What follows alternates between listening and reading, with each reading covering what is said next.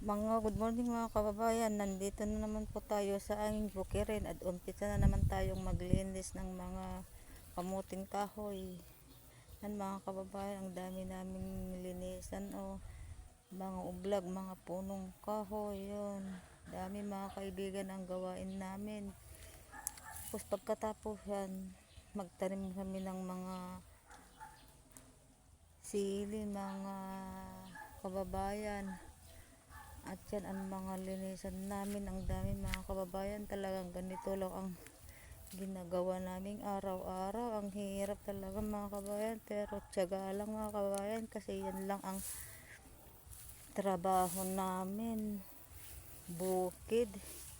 Pero kahit mahirap mga kababayan, tiis lang para may pagkukunan ng pagkain, mga kailangan araw-araw mga